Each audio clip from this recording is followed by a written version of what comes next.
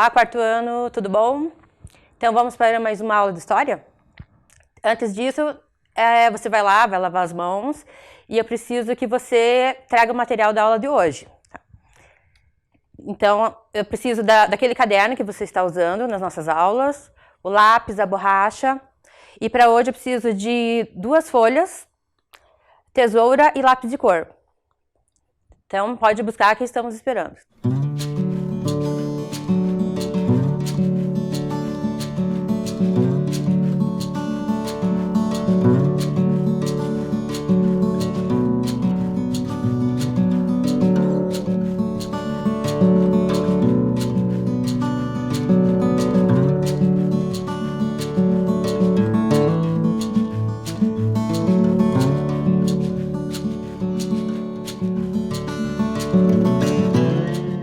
E aí, deu tudo certo? Conseguiram todo o material?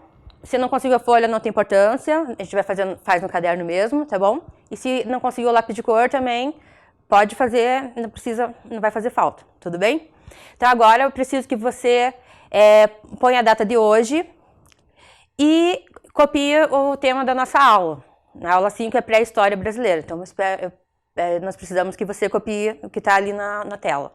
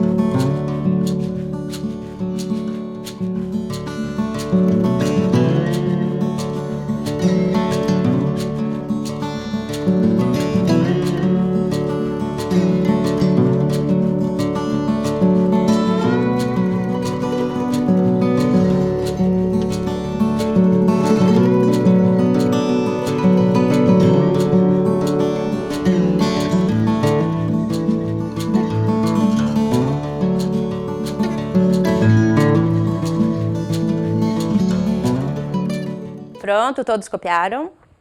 Então, bom, antes de começar esse tema, vamos relembrar o que nós aprendemos na aula passada.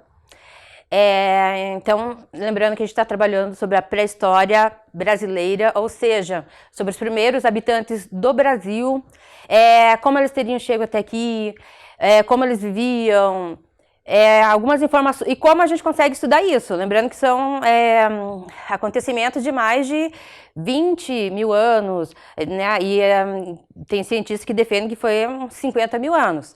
Então não é isso que nós estamos vendo, como faz para estudar alguma coisa que aconteceu há tanto tempo. E isso no Brasil. Então nós vimos alguns sítios arqueológicos, lembra disso? Então os sítios arqueológicos são aqueles lugares onde tem objetos dos seres humanos lá do passado, que o arqueólogo estuda para entender como essas pessoas viviam. Um sítio arqueológico que nós estudamos na aula passada foi do Parque Nacional da Serra da Capivara. E nós falamos sobre a arqueóloga responsável por esse parque, que é a grande líder desse parque. Nós vimos a história de vida dela, a luta para que ela conseguisse fundar esse parque, como foi difícil, tanto por ser cientista, que é muito difícil no Brasil, quanto por ser mulher. Lembram disso? E trouxe aquele vídeo contando a história dela, que é bem legal até. Então, lembrando o que tem no Parque Nacional da Serra da Capivara, para a gente tentar entender um pouco dos seres humanos lá, né, de 40 mil anos atrás, 48 mil anos atrás. Então, nós temos as pinturas rupestres, aqui uma delas.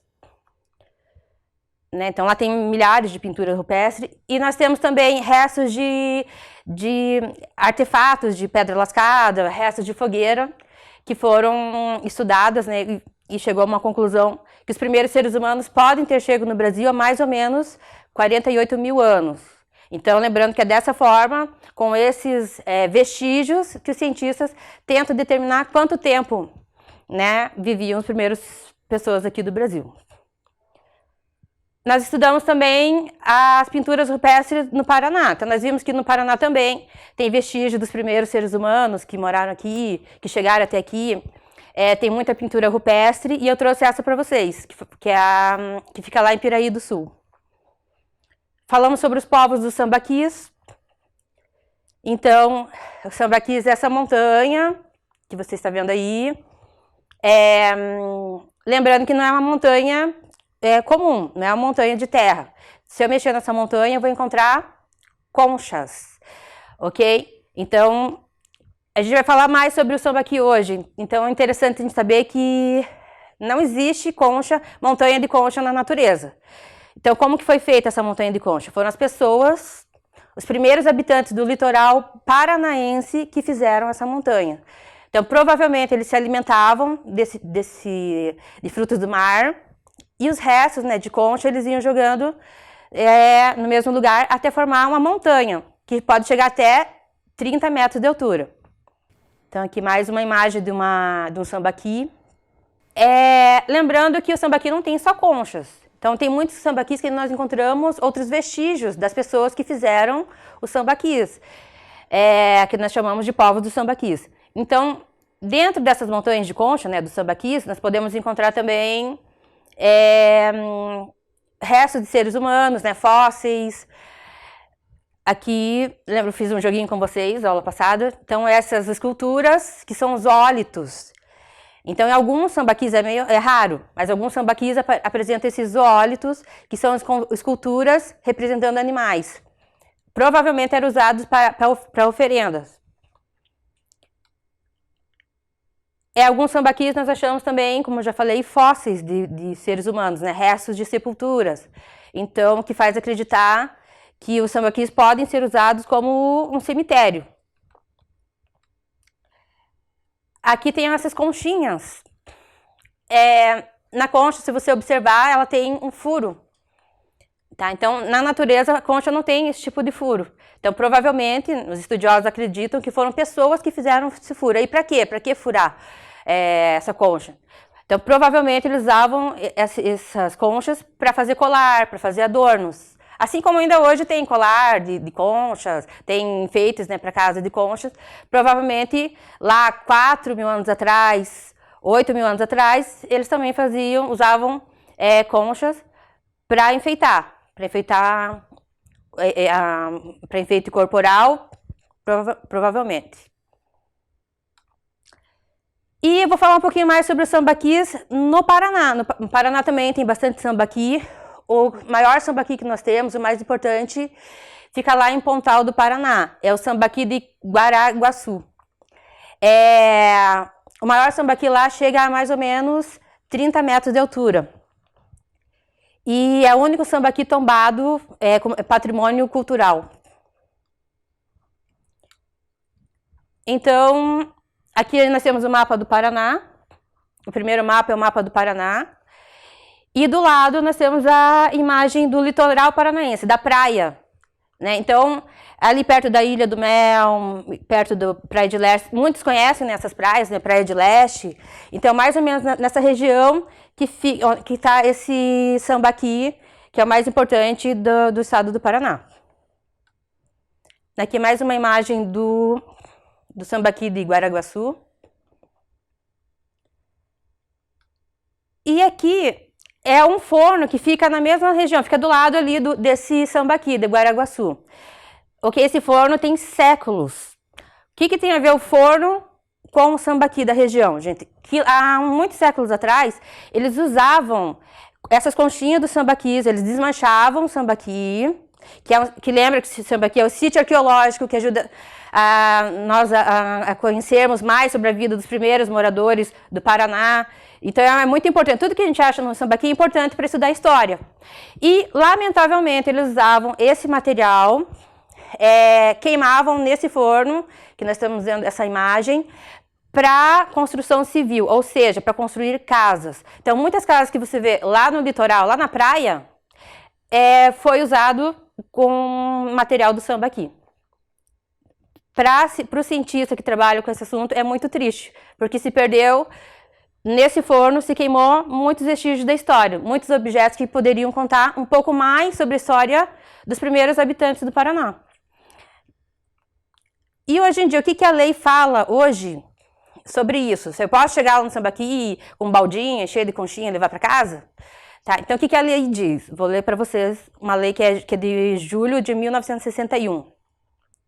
Então, são proibidos em território nacional o aproveitamento econômico, a destruição ou mutilação para qualquer fim das jazidas arqueológicas e pré-históricas, conhecida como sambaquis, casqueiras, concheiros, birigueiras ou cernambis.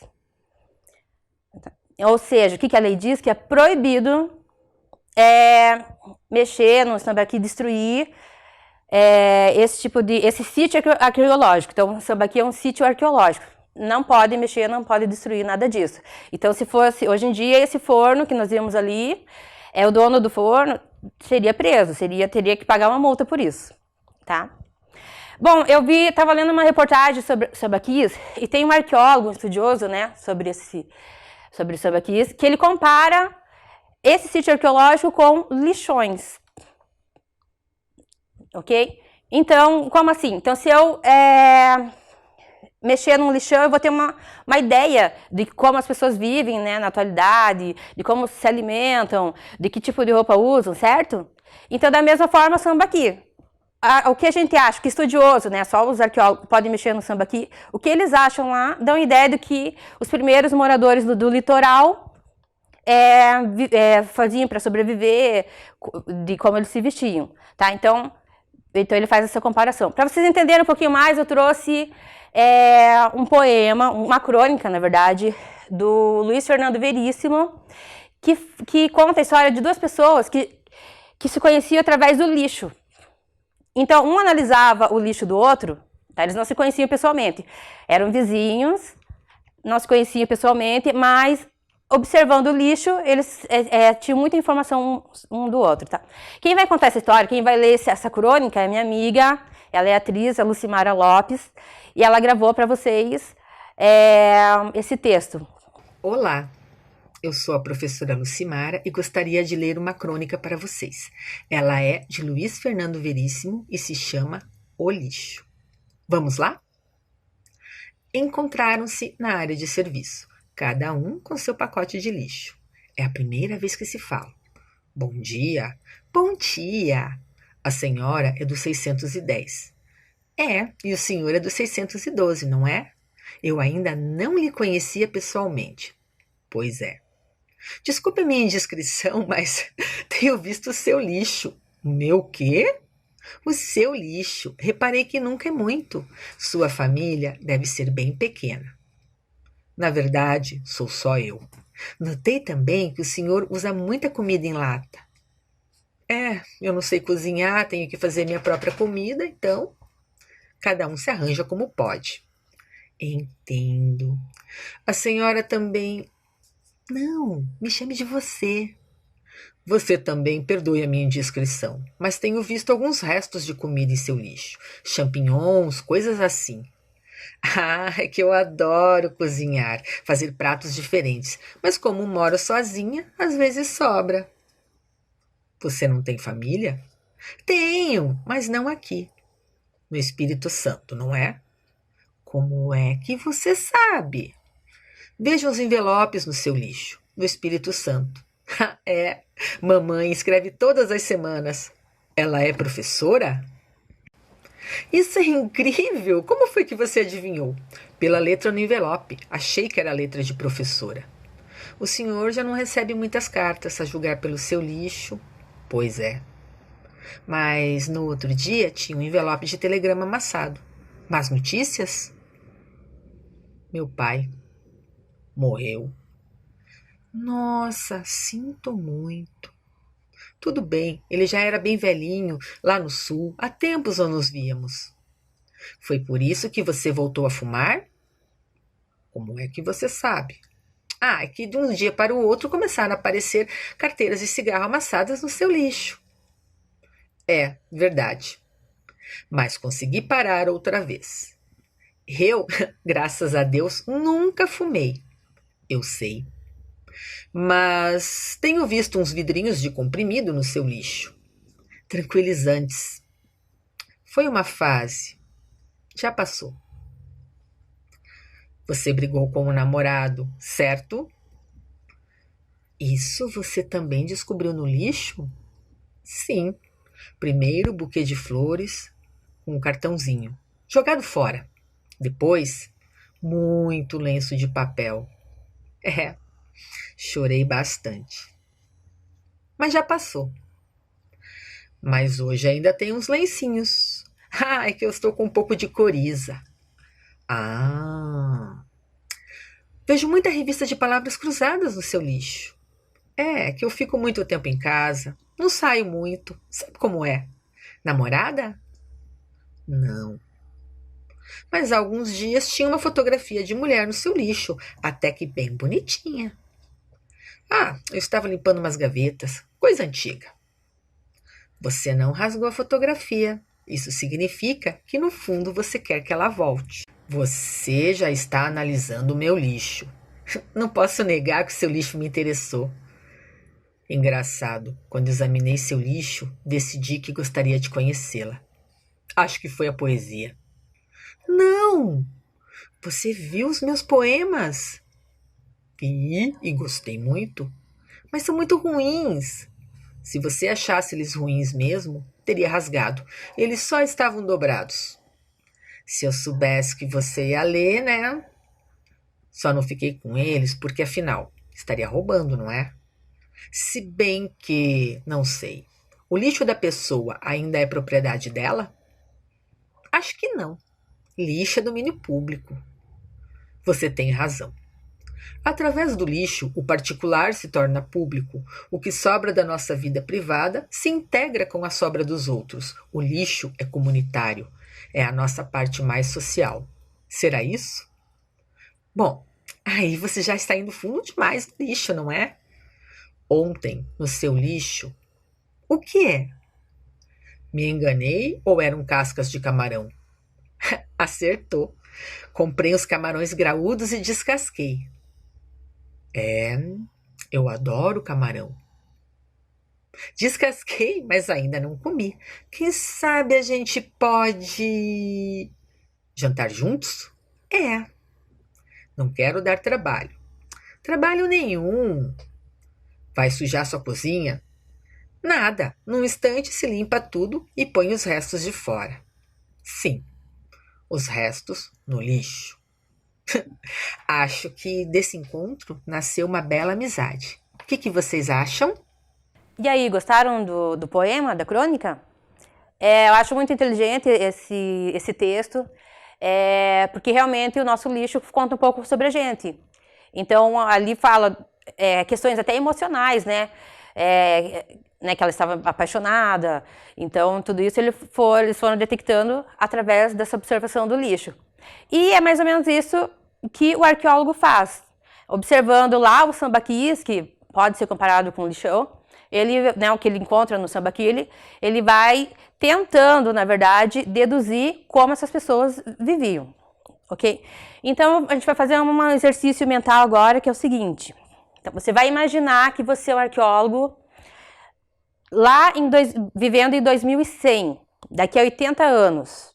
E você vai estudar a sociedade de 2020 através do lixão, do que sobrou do lixo de hoje, das pessoas de hoje, tá? Então, outra coisa que eu esqueci de falar, que o lixão, tudo que nós produzimos em casa, o lixeiro passa, recolhe e ele leva para algum lugar. Esse lugar é o lixão, tá? Então, ele vai lá, o caminhão, e joga numa montanha. Então, tem lugar que tem montanhas e montanhas de lixo. Então, isso que nós chamamos de lixão, tá? Alguns lixos, nós sabemos que eles se decompõem. Então, daqui a 100 anos, muitas coisas desse lixão a gente não vai ver mais. Agora, muitas outras demoram séculos para se desintegrar, ok? Então, daqui a 80 anos, que materiais nós teremos da sociedade curitibana, por exemplo? E o arqueólogo, daqui a 80 anos, o que ele vai estudar? O que ele vai conseguir descobrir sobre nós, sobre a nossa forma de viver, de se alimentar, de se vestir? Então, antes, eu vou pedir para vocês copiarem essa atividade. Tá? Então, tem um tempinho para vocês copiarem a atividade e nós já voltamos.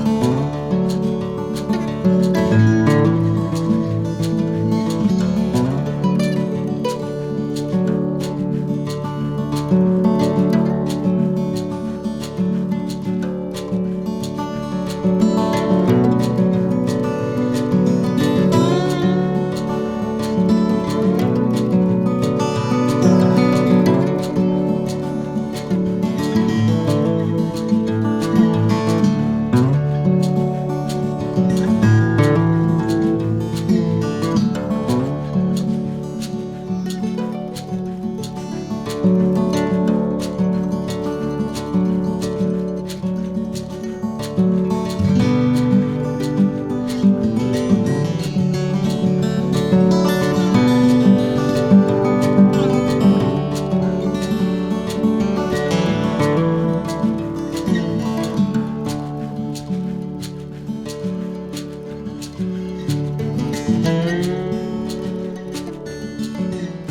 aí, vamos lá? Copiaram? Então, antes de vocês responderem, eu vou trazer algumas imagens para vocês do lixão. Então, aqui que nós temos nessa imagem. Que tipo de lixo é esse? Por que a gente usa isso? Tá? Então, essa é uma garrafa PET, a gente usa para água, certo? Hoje eu sei disso. Mas será que daqui a 80 anos eu vou continuar usando essa garrafa para esse fim? Ela vai continuar sendo usada para guardar água, para colocar para suco? Tá? Será que o arqueólogo lá de 2100 vai saber para que serve isso? Então, provavelmente vem outras embalagens e esse arqueólogo vai ficar tentando descobrir. Para que será que eles usavam? Para que servia isso? Será que era um vaso de flor? Será que era para pôr lápis? Tá? Então ele vai deduzir. Nem sempre o que ele diz que nem sempre ele pode acertar. Outra imagem que vocês estão vendo. O que seria isso? Quem gosta de jogar? Então, esse é um controle, né, de um jogo eletrônico. Hoje em dia nós sabemos bem para que serve. Então, será que esse arqueólogo lá de 80 anos, daqui a 80 anos, vai entender para que usavam isso? Esse equipamento que você está vendo aí? Tá, então ele vai ficar, se não existir mais, ele vai tentar deduzir. Para que eles usavam isso? Porque o pessoal lá de Curitiba, de 2020, usava esse tipo de equipamento. Tá? Será que era para tirar foto? Então ele vai lançar várias hipóteses e a partir de alguns estudos ele vai dizer a ideia dele. Que pode ser que ele acerte e talvez não. Tá? Então, para você ter uma ideia, eu vou colocar uma imagem, a próxima imagem provavelmente muitos que estão assistindo aqui não conheçam. Isso que eu vou mostrar agora, tá? Então, esse é o móvel, que você está vendo, é um móvel e tem um espelho nesse móvel, tem algumas gavetas no espelho. Quem tem ideia de para que era usado isso? Hoje em dia tem bem pouco, porque as casas não têm espaço para esse tipo de móvel, então é bem raro. Para que você acha que era usado esse móvel? Então, acertou, né? Se você pensou que é para fazer maquiagem, você acertou. O nome desse móvel é penteadeira. Em cima dele ia, assim, batons, perfumes. E as mulheres sentavam ali na frente desse espelho e usavam para se maquiar, para pentear o cabelo, para se arrumar. Então, hoje, talvez algumas famílias tenham esse móvel, mas é bem raro já. Ok? Então, e aí, você acertou? Será que você, como arqueólogo, dessa época lá de 50 anos atrás, você ia conseguir entender para que servia esse objeto? Tá? Então, hoje nós olharíamos outras fontes, outras fotos, outros textos, para ter uma ideia para que usava isso, ok? A próxima imagem, aqui nós temos uma boneca que está no lixão. Muitos materiais dessa boneca, daqui 100 anos, né, daqui 80 anos, não vão existir mais, se decompõem, ok? Então vai sobrar alguns pedaços. E aí esse arqueólogo lá, de 2100, vai pegar esses pedaços, vai tentar montar e descobrir o que era e para que usava. Então será que daqui 80 anos as meninas ainda vão brincar de boneca? Ou vai ser um outro brinquedo? E o próximo objeto é esse que você está vendo aí. Quem sabe para que serve esse objeto que está aparecendo? O que você acha? Esse é um objeto que hoje está mais assim em peça de museu, para enfeite em alguns lugares. Talvez tenha alguém que use ainda. É uma máquina de escrever. Então, hoje nós temos computadores, notebooks, mas até uns 30 anos atrás, o que nós usávamos era essa máquina aí, a máquina de escrever, ok? Então, e aí imagina, hoje ainda tenho ideia, porque quando era criança eu usei bastante essa máquina. Mas aí, e aqui, daqui a 80 anos, será que as pessoas vão saber para que servia? Para que usava? Será que ainda vai ser o computador? vamos usar o computador ainda? Será que ainda vamos usar lápis, caderno? Né? Que tipo de material nós vamos usar para escrever? E esse historiador lá do futuro, será que ele vai entender para que serve algumas máquinas? Né? Se ele achar um lápis no lixão, será que ele vai saber para que serve?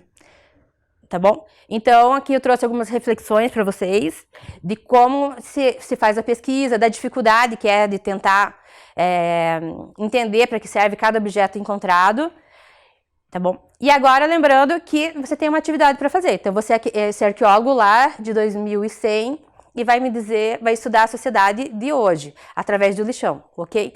Então, vocês têm uns 5 minutos para responder essa questão para mim.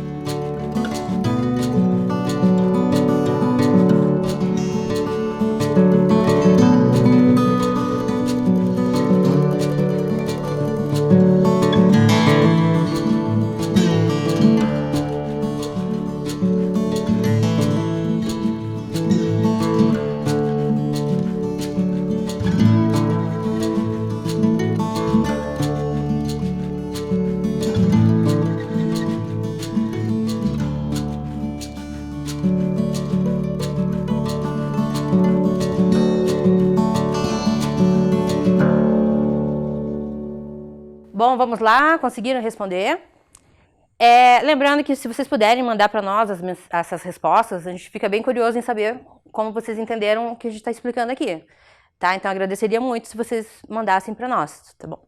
E agora, para encerrar esse assunto, eu trouxe para vocês um vídeo de um amigo meu que tem um canal no YouTube, que ele explica a história através de ícones, ok? Então, o que são ícones? Ícones são alguns símbolos, alguns desenhos que lembram algumas ideias, tá? Então, ele pensando como eu faço para facilitar o ensino de história, então ele criou essa ideia de ensinar a história através de ícones.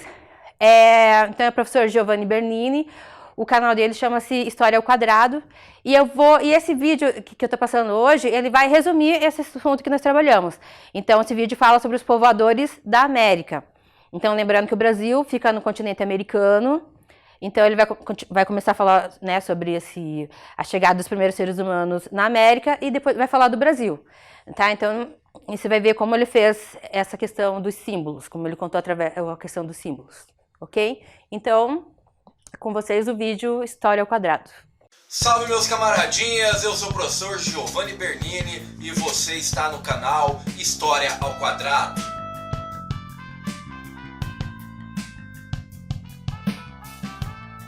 Você sabe que a gente trabalha a história de uma forma diferente, a partir dos desenhos, transformando categorias e processos históricos em pequenos símbolos para facilitar o seu aprendizado. Já aproveita, se ainda não é inscrito no canal, se inscreva, dê o seu like também, ative o sininho para não perder nada do que vem pela frente. E o tema de hoje é o povoamento da América, como que as primeiras pessoas, as primeiras sociedades chegaram até a América. Tá difícil? Quer que eu desenhe?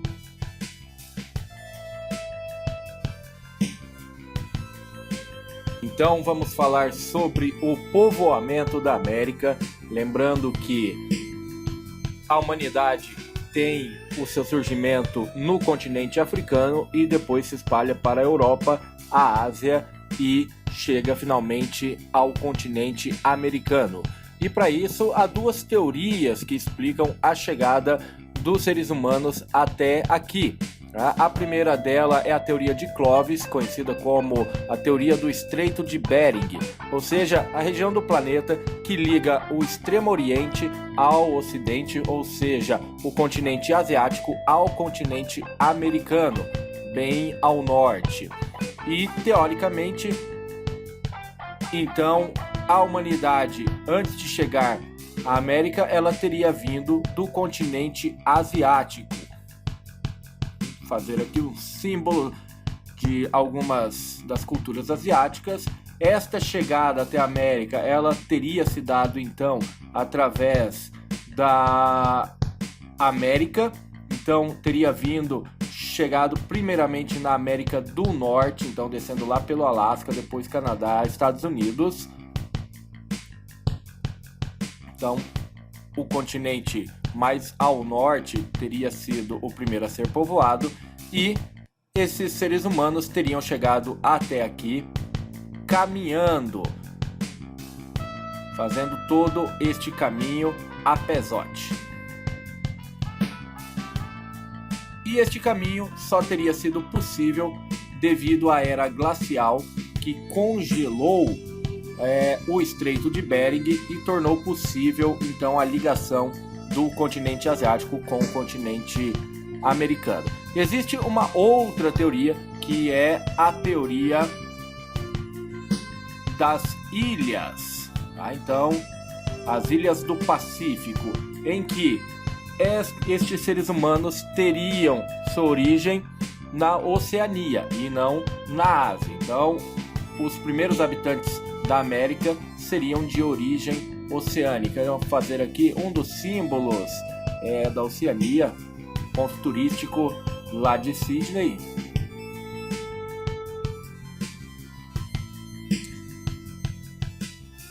E a chegada destes primeiros seres humanos teriam se dado então primeiramente na América do Sul, ao contrário da teoria do Estreito de Bering. Então, os primeiros povos teriam chegado ali, principalmente na região do Chile, povoando a América do Sul. Este trajeto, nesta teoria das ilhas do Pacífico, teria se dado através da navegação. Então, em pequenos barcos de ilhas em ilhas, estes primeiros habitantes acabaram chegando ao continente americano, povoando as várias ilhas do Pacífico até chegar ao continente americano. Os primeiros povos do Brasil, a gente pode então citar dois aqui. O primeiro deles é o povo Umbu, também conhecido como os povos das flechas. Temos também os povos dos sambaquis, lembrando que o sambaqui é uma formação, montanhas feitas a partir do depósito de conchas no mar. Estes primeiros povos eram coletores e caçadores, então eles satisfaziam-se daquilo que já estava disponível na natureza. Já fabricavam utensílios, ferramentas para auxiliar no processo de caça, de coleta, de defesa também. E era através dos vestígios que temos, eles eram bem pequenos e magricelos, tá? Então pequenos e magros eram as características desses povos. Os principais vestígios que temos deste povoamento no Brasil, o primeiro na região de Lagoa Santa, em Minas Gerais. Estes vestígios datam de aproximadamente 20 mil anos e o principal vestígio desse é o fóssil encontrado, o crânio da Luzia, ali na região de Lagoa Santa. A Luzia, que estava inclusive o seu crânio guardado no Museu Nacional. É o nosso fóssil mais antigo da América, que tem 11,5 mil anos.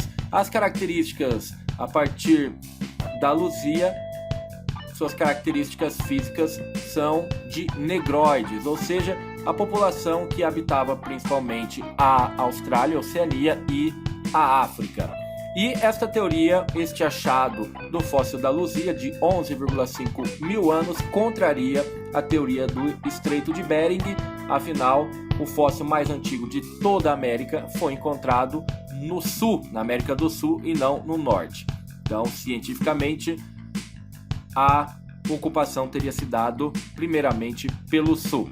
E temos também os vestígios ali de Pedra Furada, que fica no Piauí.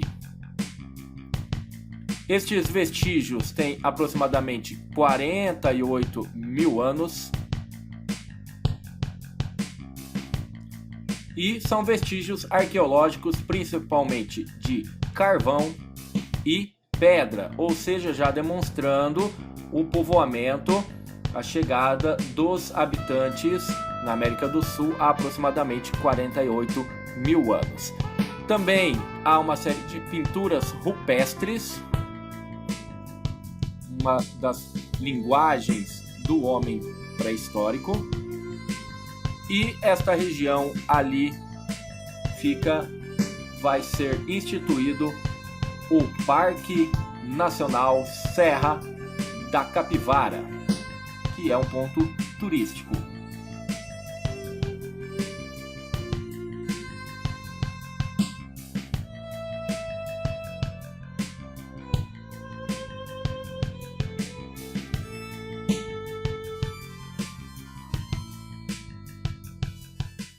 E aí, vamos lá? Gostaram do vídeo? Tá? Muito interessante, né? Então, a proposta agora é que você faça igual o professor Giovanni, tá? Nós vamos fazer igual o professor Giovanni e você vai contar um pouco do que você aprendeu através de ícones, tá? Vai pegar aquela folha que você separou no começo da aula, vai dividir ela em duas partes, vai ficar assim. E cada parte você vai contar sobre um sítio arqueológico. Então, numa das folhas se fala sobre os povos dos sambaquis, E em outra folha, na outra parte da folha, sobre o Parque Nacional da Serra da Capivara. Tá? Então daí desenha, se tiver como pintar, se tiver como colorir, deixa colorido. E se puder mandar pra gente, nós vamos ficar felizes. Então, por hoje é só e até a próxima aula.